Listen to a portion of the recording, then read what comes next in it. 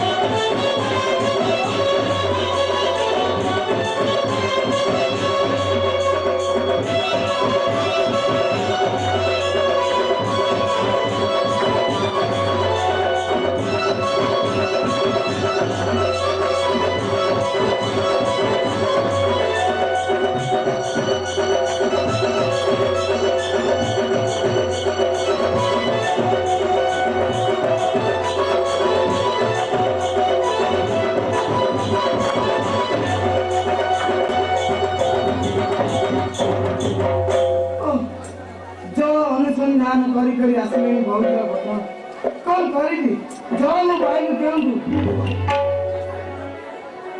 କହିଲେନି ମୁଁ ଚାଲିଛି ମୋର ତୁଷା ସୁରକ୍ଷିତ ମାଗଣାରେ ବସି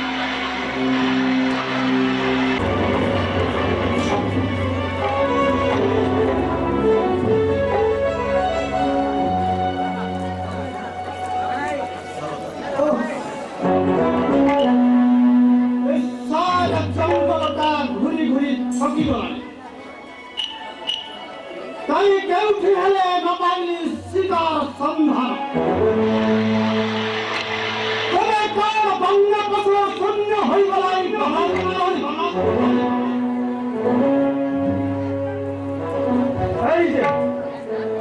এই যে আমরা ধরনের কেউ বন্যা দেব জলপান করা পর মনে হচ্ছে ঠিক আছে এখন প্রায় পানিতে দুধ শব্দ ঘটে বানাও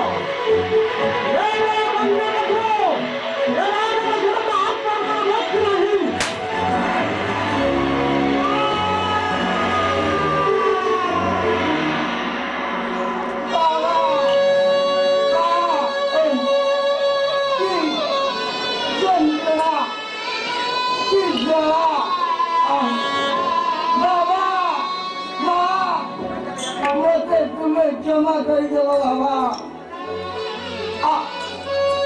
तुम पीछा पूरा कंधे मंगाई जोते पानी नहीं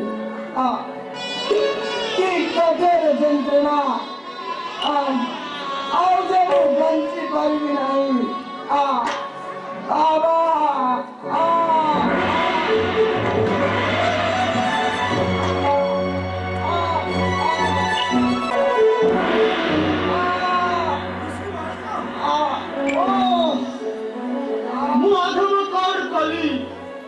भगवान ऋषि बंचाई दियो प्रभु बंचाई दियो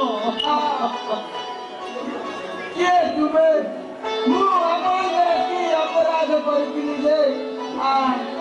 तुम्हें यही परी मो पक्षे सहयोग करो तुम्हें अपराध ऋषि बालक तुम्हें अपराध बड़ा भूल तुम्हारा अपराध कर झरणारे केउ बंजत तू जलपान करुछि मरी प्रयोग करिले मु मोर शब्द भेदी भार भगवान एक विपरीत घटी गला अरे अत्याचारी आग मो भक्ष देशरू तुम अस्त्र भी बाहर कर दियो वो प्रणते चली गला परी लागिछि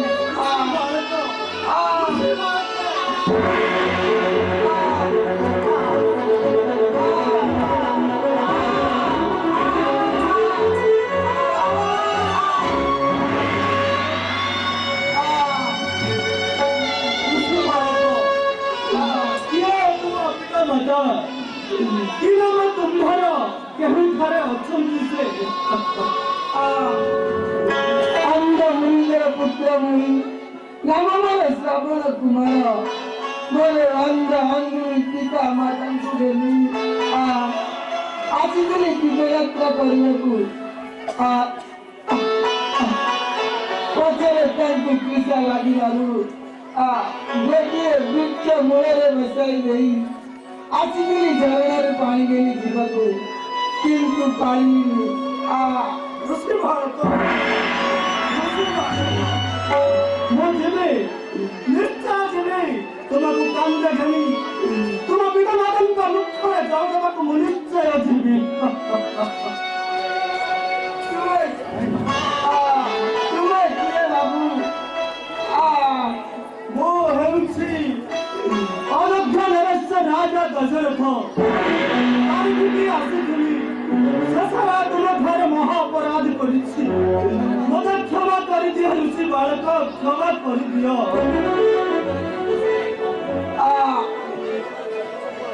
बंची पारबी नहीं राजा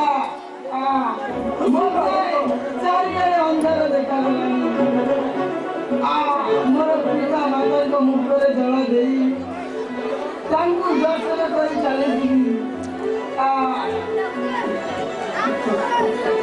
तुम्हें जाओ राजा तुम्हें शीघ्र जाई मोर पिता माता को मुखरे जल दब ऋषि बालक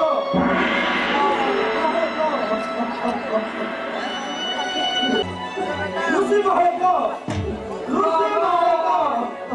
ମା ମୋ ପ୍ରତି ଆଉ ଅଭିମାନ କରିବ ନାହିଁ ବାବା। ଆଜିଠାରୁ ମୁଁ ତୁମକୁ ଛାଡ଼ି ଚାଲି ଯାଉଛି ଏ ସଂସାର ମଧ୍ୟରୁ। ବିଦା ବିଦାଶ୍ରୀ ବିଦା ମାତାଶ୍ରୀ। এই ଋଷି ବାଳକକୁ କାନ୍ଧରେ ଘେନି ତାଙ୍କ ପିତାମାନଙ୍କ ନିକଟକୁ ଯିବାକୁ ହେବ। ସେଇ ଅନ୍ଧ ଅଙ୍ଗୁଳି ଦୁଇଟା ମୁଖରେ ଦଳ ଦେଇ এই ଋଷି କୁମାର ଆଦର୍ଶ ପାଳନ କରିବାକୁ ହେବ। ଯା ଏବେ ଜଳ ଘେନି ଅନ୍ଧ ମୁନିଙ୍କ ପାଶେ।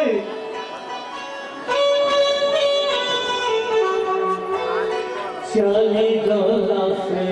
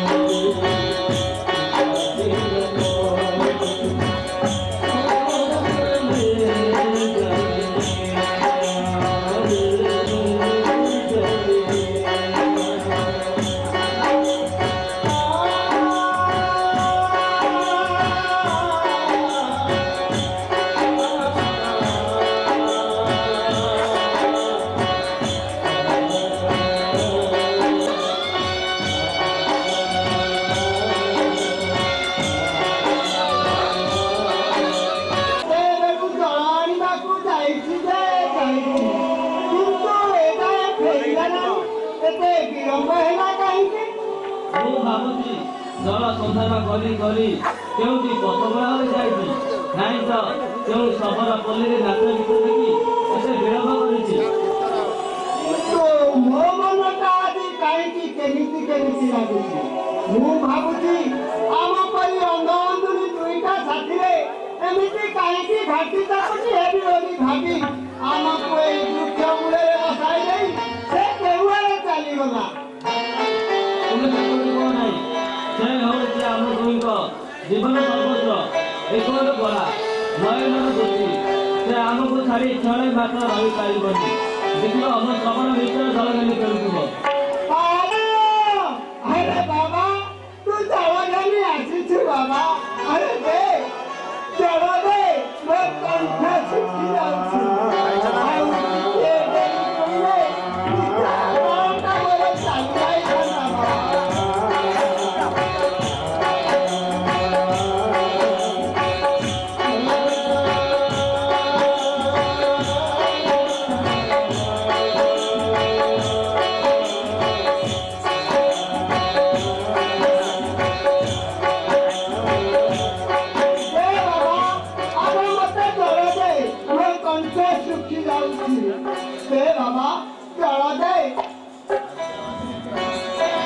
हे भगवान, এই ଅନ୍ଧ ଅଙ୍ଗୁଳି ଦୁଇଟା ତୃଷ୍ଣାରେ ଆଉଟୁ ପାଉଟୁ ହେଉଛନ୍ତି।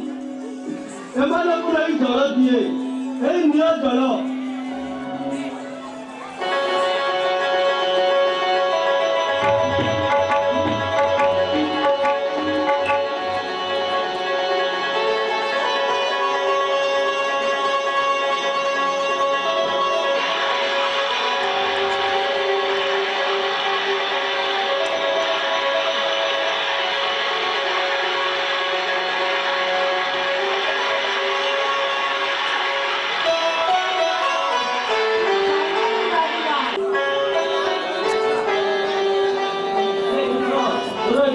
କାହିଁକି ଜଳ ଘେନି ଆସୁ ଆସୁ କେଉଁଠି ପଥବଳା ହୋଇ ଗଲ ନା କଣ?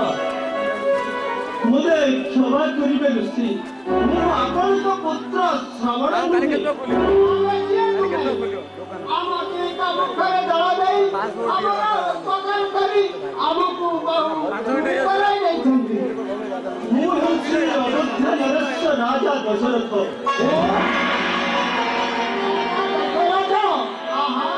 କି ସୌଭାଗ୍ୟର ଦିନ ଆମର। ରାଜା ଦଶରଥଙ୍କ ଦର୍ଶନ ପାଇ ଆଜି ଆମେ ଧନ୍ୟ ହେଲୁ। ଆମ ନିକଟକୁ ଆପଣ ଆସିବା କାରଣ କଣ ମହାରାଜ? ମୋତେ କ୍ଷମା କରିବା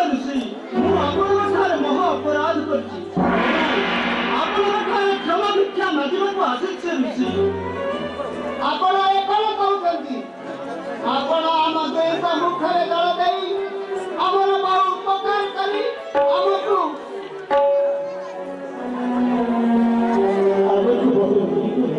ଋଷି, ଝରଣାରେ ଜଳ ଭରିବା ସମୟରେ ମୁଁ ରାଜା ସେତିକି ବେଳେ ବାରିଧିକି ଯାଇଥିଲି। ତାପରେ କଣ ହେଲା? ଏପରି ଅଟକି ଗଲା କାହିଁକି? ତାପରେ ଝରଣାରେ କେଉଁ ବନ୍ୟ ଜନ୍ତୁ ଜଳ ପାନ କରୁଛି ମରି